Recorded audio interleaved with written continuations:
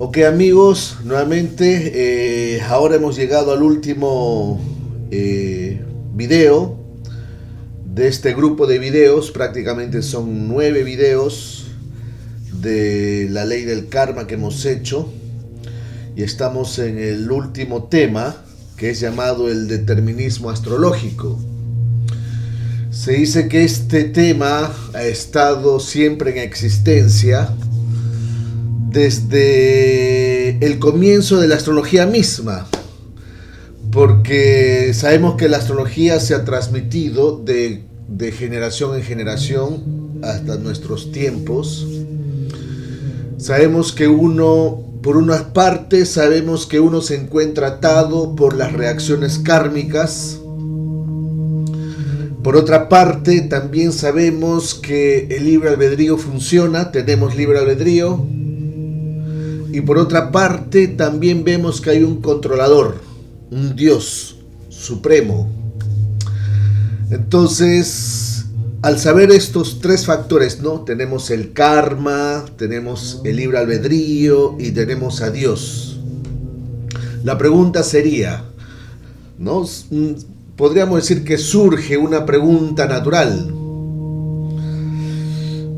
El punto sería, esta sería la pregunta: ¿hasta qué punto estamos atados por el karma? ¿Hasta qué punto o hasta qué grado nuestro libre albedrío funciona? ¿Y hasta qué punto cómo la intervención divina tiene un rol en nuestras vidas? Esta pregunta se la han hecho siempre. Esta pregunta siempre ha sido hecha desde el pasado. Los grandes filósofos, los grandes pensadores, siempre han querido responder a esta pregunta. ¿Hasta qué punto estamos condicionados al karma? ¿Hasta qué punto nuestro libre albedrío está ahí presente o lo ejercemos? ¿Y hasta qué punto Dios interviene en nuestras vidas? Entonces, habíamos visto que existen varios campos donde algunas autoridades minimizan los indicadores del horóscopo. A veces dicen, no, el horóscopo, eso es una mentira, eso no sirve.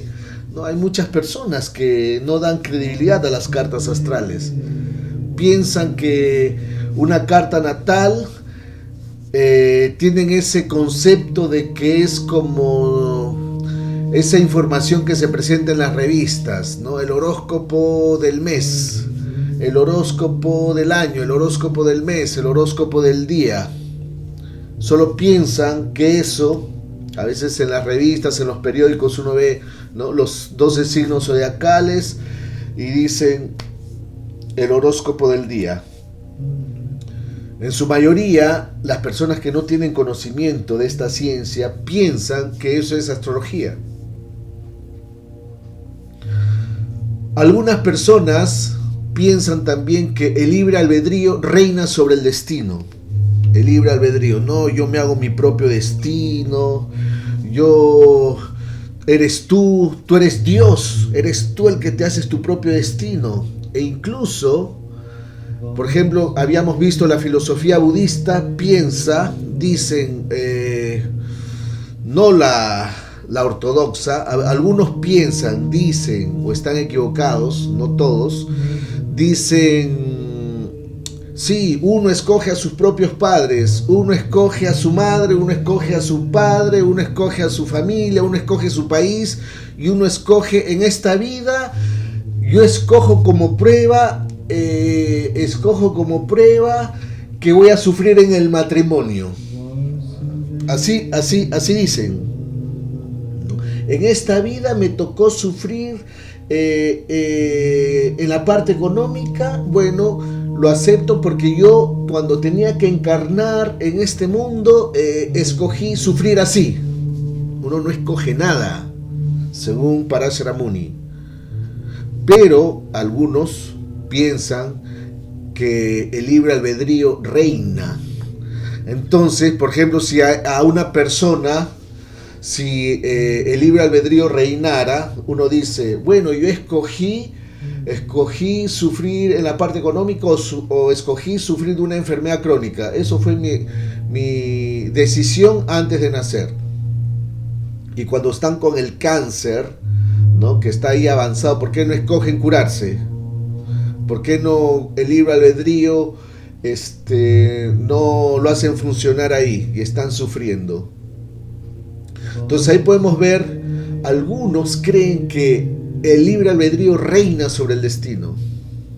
Esto es lo que comúnmente dicen algunas personas. El destino se lo hace uno. Sí, en cierta forma es cierto, el destino se lo hace uno. Pero hay que saber identificar el libre albedrío. Y hay otras personas que dicen que los efectos del karma son fuertes, ¿no? Que los efectos del karma, dicen, no, es mi karma, no tengo libre albedrío, mi destino es así, ya me quedo así. Entonces hay otras personas que se van al otro extremo. Entonces aquí vemos que lo que tenemos que tener en cuenta es que el libre albedrío del alma no es absoluto.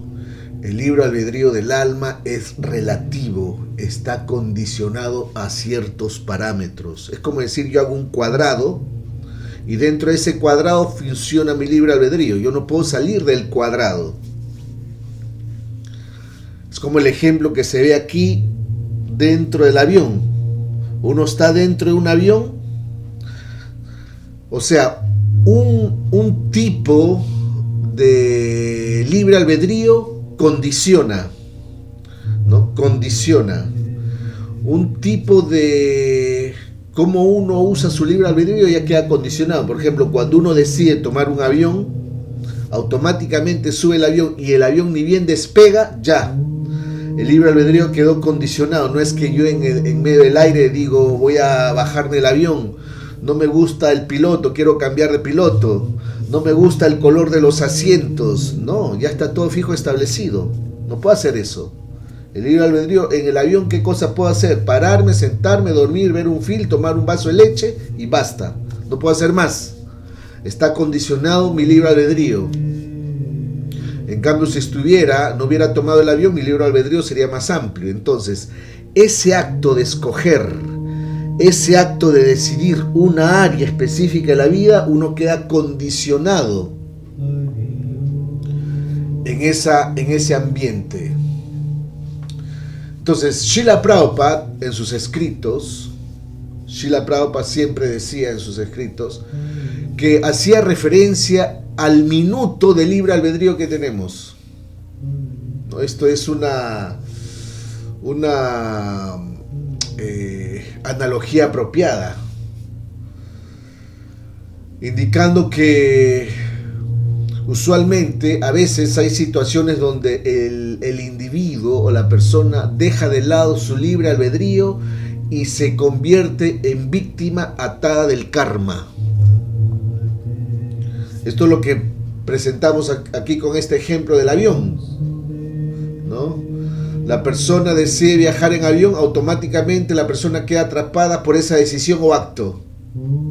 Y no puede cambiar caprichosamente el destino del avión, salir del avión mientras está volando, en pleno vuelo. Lo único que puede hacer la persona es hacer esto, solo permanecer por un periodo de tiempo volando dentro del avión. Este inicio o esta decisión inicial apertura una serie de alternativas y nuevas oportunidades. Por ejemplo, puede cambiar de asiento, irse a la primera clase, a la segunda clase o ver una película. El punto es que el libre albedrío nunca es negado, continúa, pero se mantiene condicionado dentro de ese ambiente kármico, a pesar de las reacciones específicas que se puedan manifestar. Entonces, lo que tenemos que ser conscientes es que existe pocas probabilidades de actuar, a menos que uno salga del avión, por así decirlo. Entonces, esto indica que el libre albedrío se manifiesta, pero que está sujeto a ciertos parámetros, está condicionado según el karma individual de la persona. A veces se dice, en las escrituras se mencionan, en las escrituras se dice, tan solo por rendirse a un maestro espiritual, Diksha Guru, y por hacer ese acto, desde ese entonces la vida de uno es guiada por la superalma, desde dentro de su corazón, ya que el karma es aceptado por el maestro espiritual. Aquí, ¿de qué karma se está hablando? O sea, yo por tener una iniciación Diksha, ¿ya me quedo liberado de mi karma? Esa sería la pregunta. El punto es saber qué tipo de karma. ¿Qué karma es? Sanchita, Prarabdha, Kriyam, Agami. ¿Cuál de los karmas? Hay otros principios que dicen, ¿no? También se manifiestan las escrituras por hacer sadhana, prácticas devocionales y espirituales. El karma de uno gradualmente se va erradicando y con el tiempo de práctica uno ya no estará atado por las reacciones kármicas. En ambos casos, el horóscopo dejará de tener validez. Pero, ¿qué tipo de karma es el que se está quemando? El ejemplo que se da es el ejemplo del ventilador, ¿no? Habíamos visto el ventilador. Uno desconecta el ventilador, pero el ventilador sigue dando vueltas, hasta que empieza a perder fuerza, hasta que se detiene. Del mismo modo, del momento que uno hace sadhana, prácticas devocionales, prácticas espirituales, uno se desconecta del mundo material. Ya no genera karma, sino genera actividades akármicas, actividades que no producen reacción. Y al generar esas actividades que no producen reacción, ya no se llena el sanchita karma de acciones positivas o negativas. Se va vaciando el sanchita karma. Entonces esto del ventilador es un buen ejemplo. Esto lo daba Srila Prabhupada. Es muy cierto que un practicante de sadhana, uno que hace vida espiritual sadhana, prácticas devocionales, ya no va a incurrir en karmas nuevos. Es como si se desconectara el mundo material, pero aún continúa recibiendo las reacciones de las acciones pasadas. Yo puedo estar haciendo sadhana, puedo entrar en sadhasati. Yo puedo estar haciendo sadhana, puedo tener un mal karma en el matrimonio. Puedo estar haciendo sadhana, me viene un cáncer. O sea, ¿qué tipo de karma se está quemando? E incluso en los textos sagrados se dice, si uno se baña en ríos sagrados, quema karma. Tantos lugares sagrados que existen, uno se baña en un río sagrado, quema karma.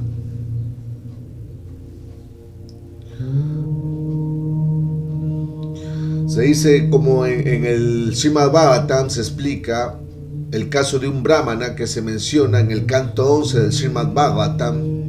Este brahmana había sido materialista, pero renunció al mundo mediante la práctica de sadhana y la práctica lo hacía a orillas de un río sagrado.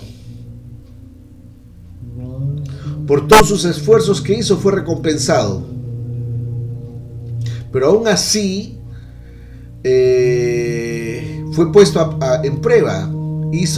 Se dice que hizo tantos esfuerzos, ¿no?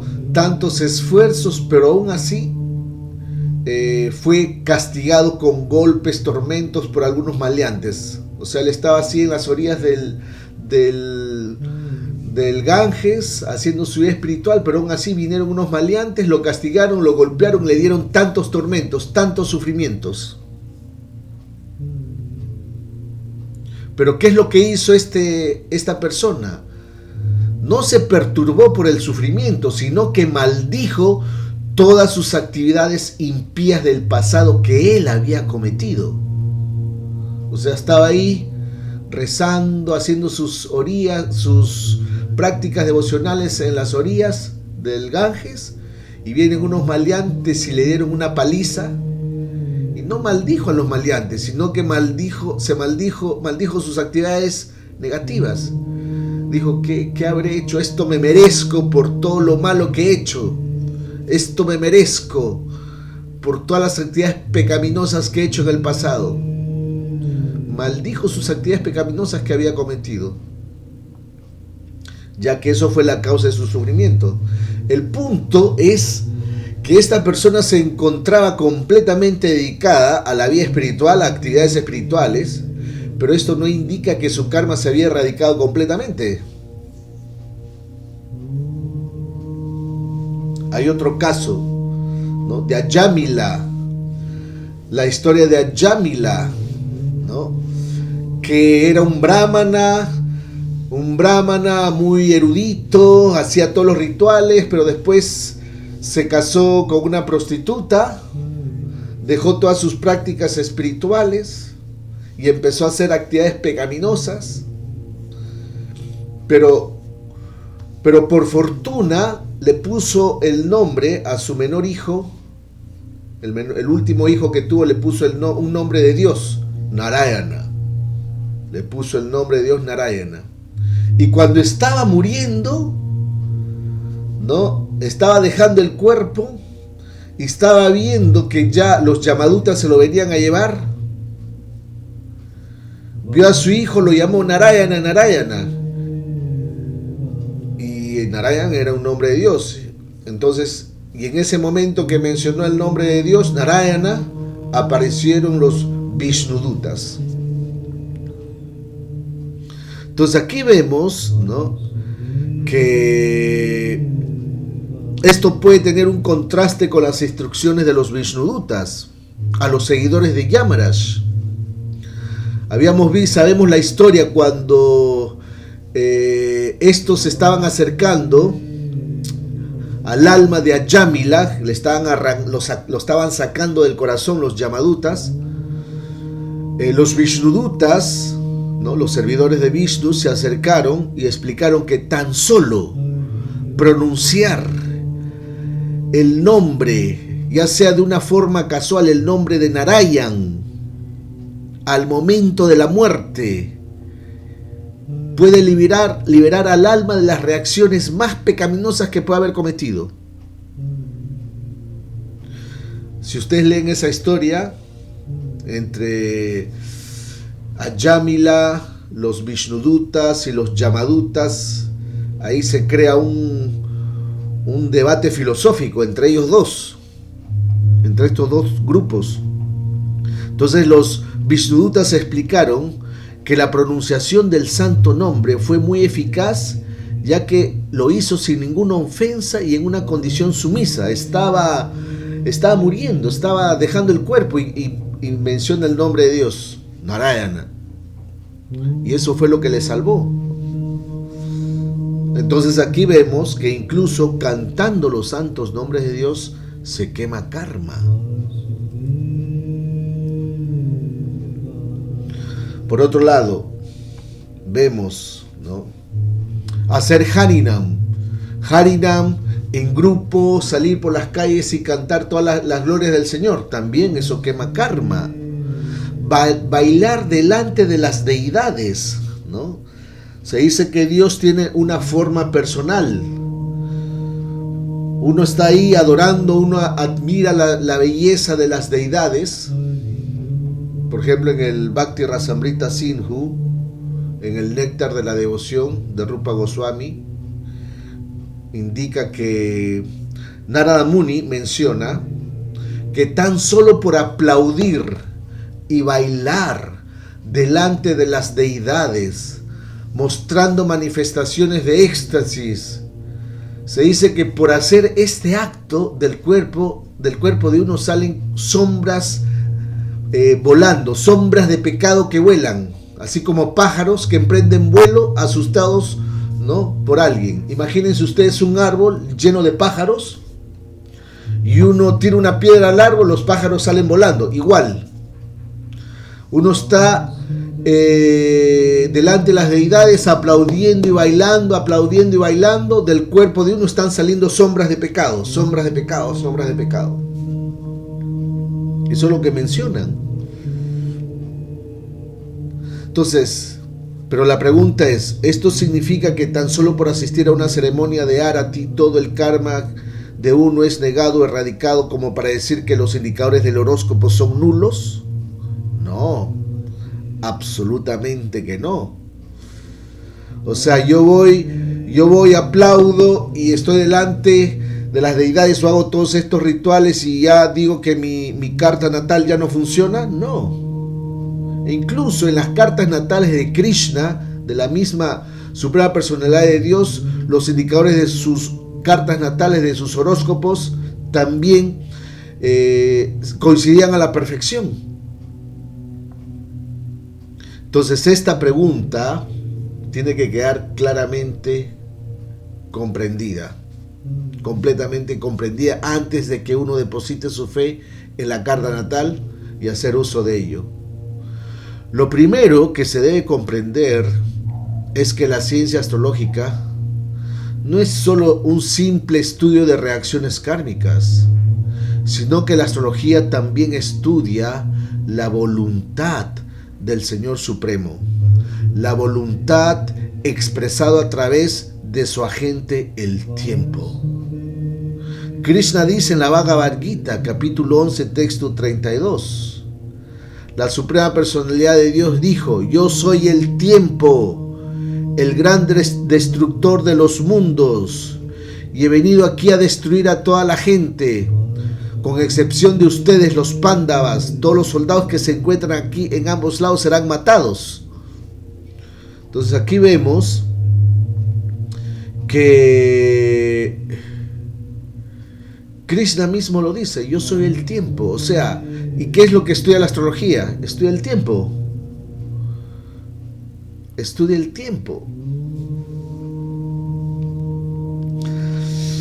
También se dice que comer prasad. Prasad, ¿qué cosa significa? Que uno antes, ¿no?, prepara alimentos y esos alimentos los ofrece a Dios, ¿no? Y esos alimentos que quedan se convierten en prasada, misericordia. Y uno, si come esos alimentos, se purifica. Son alimentos especiales, son alimentos, uno no puede ofrecer cualquier cosa a Dios. Dios lo dice claramente: si me ofreces con amor y devoción una hoja, ¿no?, un poco de agua, una fruta, yo lo aceptaré yo lo aceptaré. O sea, pero aquí está que dice: si me ofreces con amor y devoción una hoja, ¿no?, un poco de agua, una fruta, yo lo aceptaré. O sea, con amor y devoción. Entonces, si uno hace eso y ofrece eso a Krishna, ese alimento que queda como remanente purifica, quema karma también. Miren ustedes esta diapositiva. Acá vemos un templo y miran todas las ofrendas que le hacen al Señor. Todas estas ofrendas, hacen festivales de ofrendas y todo lo ofrecen a Dios.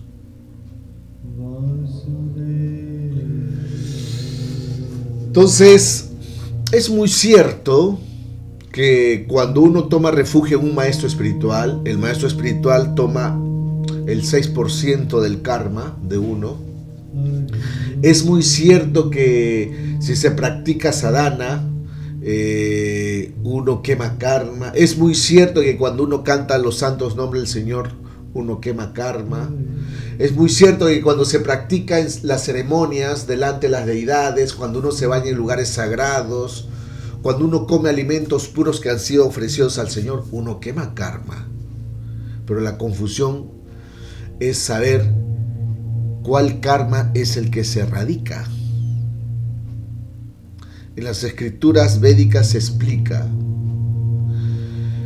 que si uno obtiene vidya, conocimientos, no se manifiestan los efectos o las actividades hechos en la presente vida. Es decir, todo el kriyam karma que he generado, nuevo ya no se manifiesta, ya no produce reacción. Si obtengo conocimientos, aquí se está hablando de conocimientos trascendentales. Si obtengo conocimientos trascendentales, el Kriyam Karma hecho en esta vida, el nuevo, ya no produce reacción. Se producirá la destrucción de las actividades o las reacciones acumuladas que fueron hechos en las vidas pasadas. Aquí también dice, se produce la destrucción de las actividades de reacciones acumuladas. Aquí lo que se está quemando es el Sanchita Karma. Por otro lado, en los Upanishads también se dice que uno se libera de karma acumulado realizado de vidas pasadas. Aquí vemos que es el Sanchita acumulado de vidas pasadas.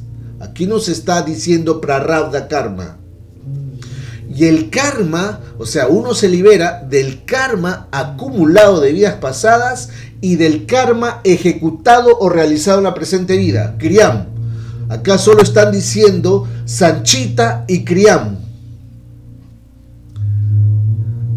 Tan solo por cantar los santos nombres del Señor Narayan y por bailar y aplaudir delante de las deidades, se está quemando karma, Sanchita y Kriyam.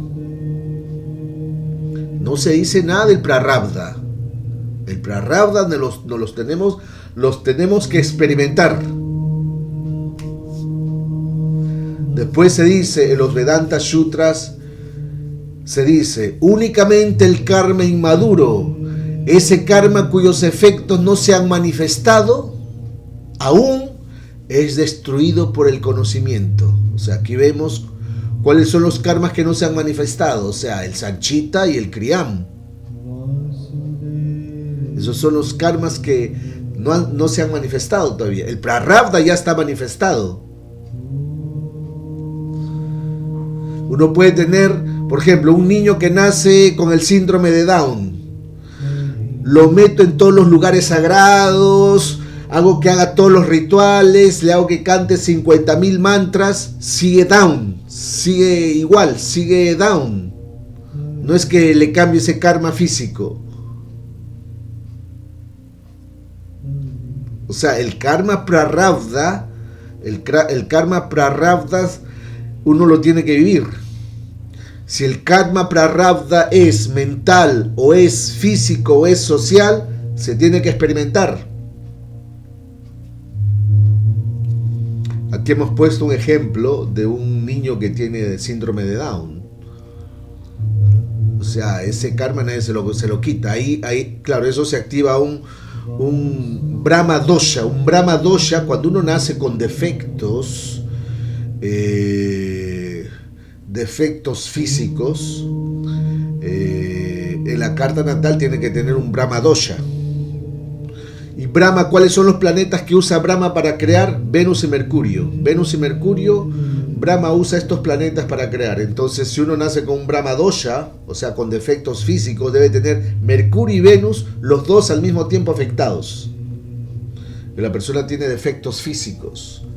Eso se llama Brahma Dosha. Entonces aquí vemos que el Prarabdha permanece inalterable, incluso si uno obtiene conocimiento, si uno obtiene vida, si uno hace vida espiritual, prácticas espirituales. Tenemos que experimentar ya sean los efectos positivos o negativos en nuestra vida del Prarabdha Karma. Aún si practicamos las disciplinas espirituales, aún si hacemos diferentes prácticas, ya sea si uno cree o no cree, igual tiene que experimentar su karma Prarabdha. El karma Prarabdha no es erradicado, porque eso ya está manifestado. Solo el Kriyam, el Sanchita y el Kriyam Karma son erradicados,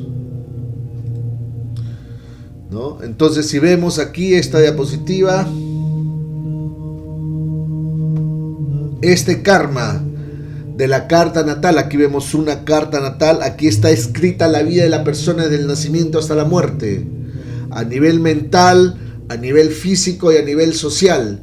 Ese karma lo tiene que experimentar la persona, el prarabdha karma.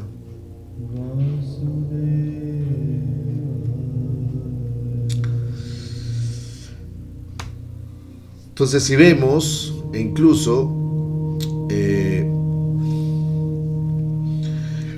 en las escrituras astrológicas se menciona que el horóscopo, que es prarabdha karma, es en realidad la rueda del tiempo que fue puesta en movimiento desde el momento que uno ha nacido. El prarabdha karma solo se refleja o representa lo que ya se ha manifestado, lo que está destinado, ¿no?, a manifestarse. Solo es cuestión de tiempo, nada más.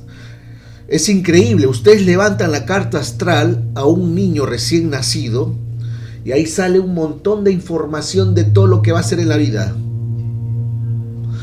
Entonces un niño tiene, por decir, un recién nacido tiene, se dice que la carta natal está escrita a la vida, pero su porcentaje de un recién nacido será un 1% de pasado y un 99% de futuro.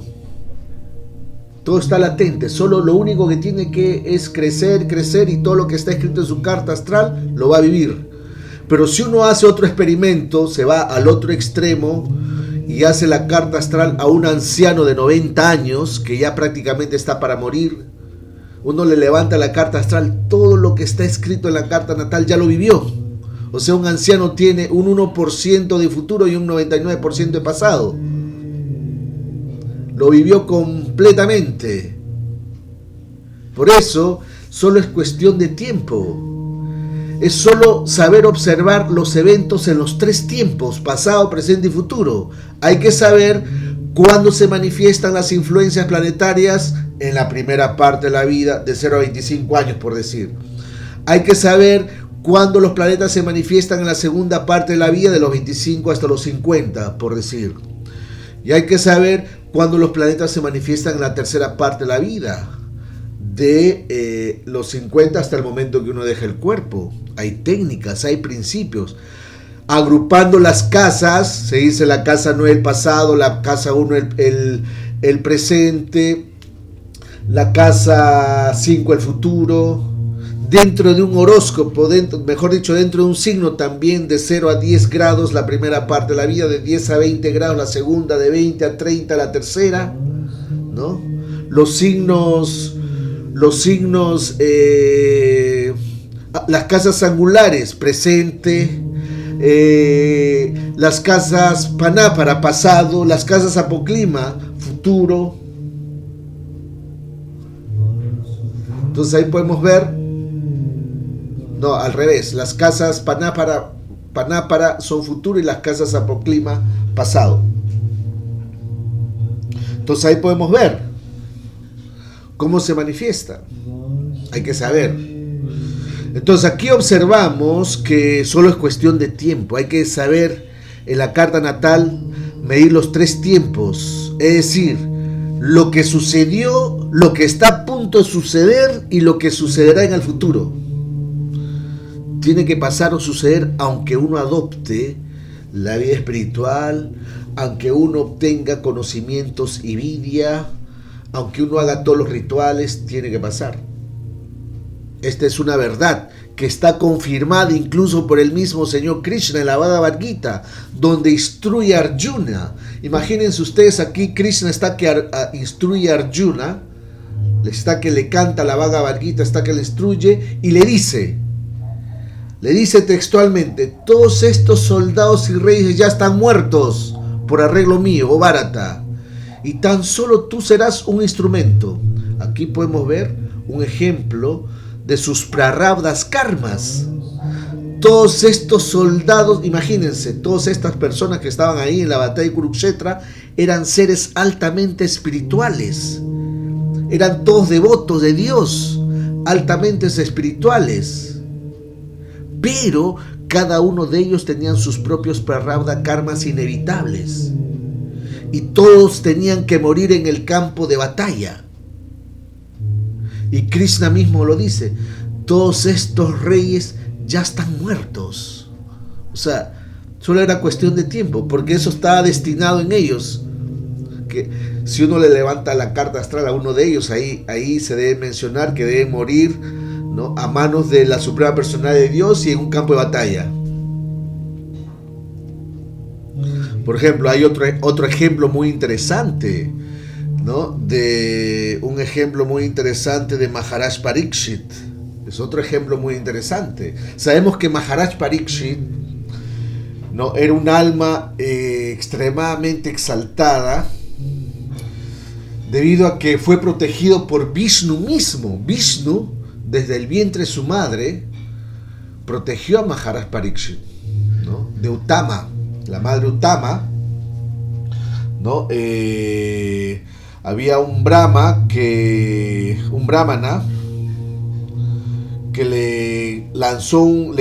lo quiso matar en el vientre, ¿no?, con un brahmastra, ¿no?, el brahmastra de Ashwatthama.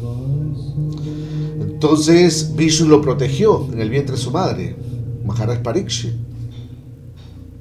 Entonces aquí los brahmanas de la corte del rey de Yudhishthira se referían a Maharaj Parikshit como un devoto puro del Señor. Y efectivamente Maharaj Parikshit fue un alma autorrealizada desde su mismo nacimiento. Imagínense ustedes que desde el vientre de su madre fue protegido por Vishnu. Entonces, incluso en las escrituras védicas explican cómo fue el nacimiento de Maharaj Parikshit. Hay un verso que dice, de Maharaj Parikshit, se dice: al momento que las constelaciones zodiacales gradualmente se tornaron auspiciosas, tomó nacimiento el heredero de Pandu. Eso fue lo que así lo explican el nacimiento de Maharaj Parikshit. Entonces acá podemos decir, ¿no?, que Maharaj Parikshit e incluso la Suprema Personalidad de Dios hacen sus apariciones en constelaciones auspiciosas, haciendo su aparición en momentos auspiciosos. Pero la pregunta es saber si el rey llevaba también consigo su prarabdha karma o no. Cuando hizo su aparición en este mundo, podríamos decir que esta persona era un devoto puro, era un Mahabhagavata, un devoto puro del Señor, pero aún así su horóscopo correspondía a todos los eventos de su vida. Esto quiere decir, ¿no?, por ejemplo, en su horóscopo le leyeron su carta natal y le dijeron que iba a morir picado por el veneno de una serpiente alada. Así salía en su carta natal, que iba a morir así. Esto significa que los horóscopos son válidos, o las cartas natales son válidos para todos los seres, a pesar de su libre albedrío, a pesar de su avance espiritual. El ejemplo de esto es, ¿no?, la validez de Maharaj Parikshit. En la antigüedad existían los astrólogos llamados Jataka Vipras. Jataka Vipras eran astrólogos que tenían un poderoso calibre de predicción. Eran Trikalanyas. Trikalanyas significa que veían el pasado, presente y futuro. Y estos astrólogos, Jataka Vipras, hicieron estas predicciones a Maharaj Parikshit. Dijeron que esta persona será muy fiel en sus promesas como el señor Ramachandra. El hijo de Dasharastra será igual que el rey Ishvaku. Y dijeron que mantendría y será caritativo con aquellos que nacerían en su reino, y que sería muy famoso por proteger a los rendidos y fieles. Estas fueron las predicciones genéricas que hicieron estos Jataka Vipras. Pero más allá de estas predicciones genéricas, también estos brahmanas predijeron incidentes muy específicos de Maharaj Parikshit. Predijeron esto: Después de oír acerca de su muerte, el cual sería causado por la mordedura de una serpiente ocasionada por la maldición de un brahmana, se desapegará de las actividades materiales y se rendirá a la suprema personalidad de Dios, refugiándose en él. Y después de inquirir apropiadamente el conocimiento trascendental del hijo de Vyasadeva, el cual será un gran filósofo, renunciará a la vida material y alcanzará la vida espiritual sin temores. Imagínense esa predicción que le hicieron estos Yataka Vipras. Y todos los eventos que predijeron estos Yataka Vipras a Maharaj Parikshit coincidieron con su vida. Antes que se manifiesten, los Yataka Vipras ya hicieron la predicción y se activó en la vida de Maharaj Parikshit exactamente como estos brahmanas lo dijeron. Con esto podemos concluir en 2 puntos. 1. Maharaj Parikshit conoció astrólogos de un tremendo calibre de interpretación y predicción. En cambio nosotros, como astrólogos de Kali Yuga, ¿qué vamos a estar a la par de aquellos astrólogos de Satya Yuga? Ni hablar.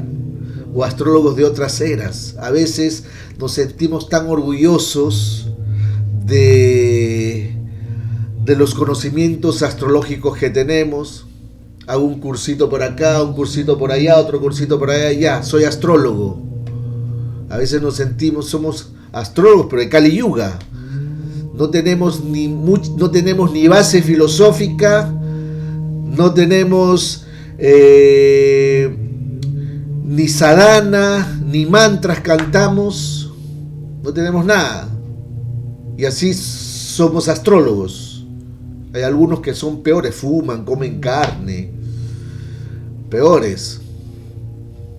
Otros degradan la astrología. Sí, vamos a hacer cursos de astrología, ¿no?, para ayudar a dar de comer a los animales. O sea,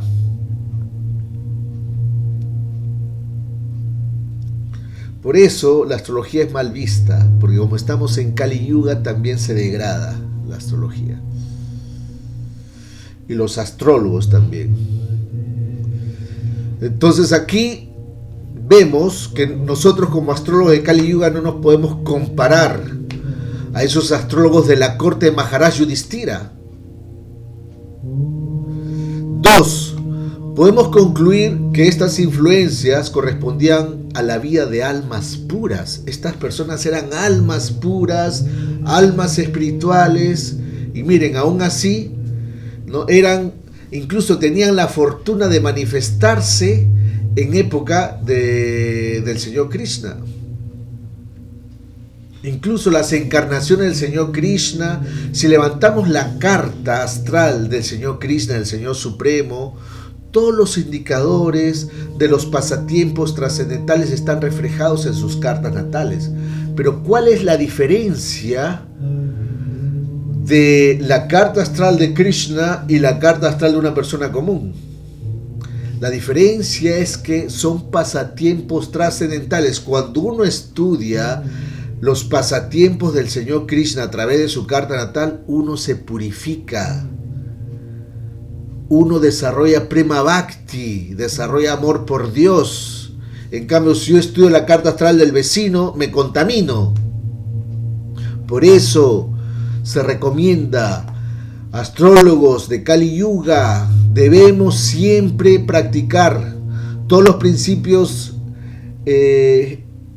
astrológicos, siempre practicar con las cartas del Señor, con las cartas del Señor Krishna, con las cartas del Señor Ramachandra, con las cartas del Señor Chaitanya Mahaprabhu, con las cartas de Srila Prabhupada, con las cartas de todas estas grandes almas,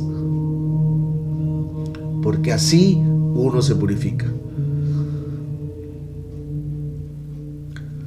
Entonces, imagínense ustedes, estas personas eran almas completamente espirituales y aún así se manifestaban su prarabdha karma. ¿Qué decir nosotros que somos almas condicionados, que tenemos tantos apegos materiales, ¿no? Que aún algunos, no todos, algunos estamos tratando de establecernos en el sendero devocional.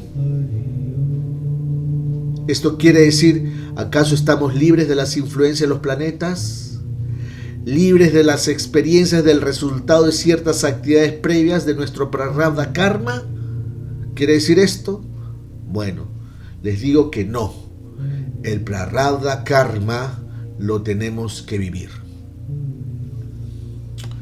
Bueno, amigos, este fue el último video. Espero que les haya gustado. Si ustedes siguen todos estos 9 videos, van a ver que van a comprender muy bien la ley del karma. Espero que les saquen provecho, espero que lo entiendan. Estudiantes de astrología, estudien bien estos principios y bueno,